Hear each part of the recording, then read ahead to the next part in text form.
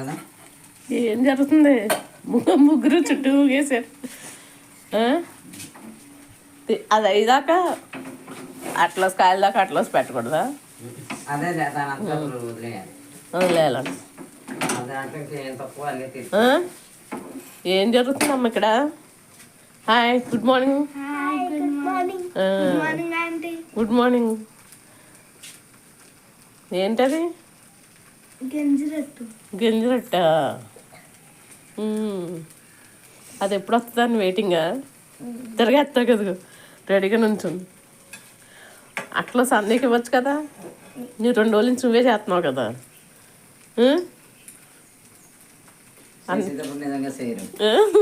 రేపు వద్దని ఏమన్నా పెద్ద వండమంటే వండుదా?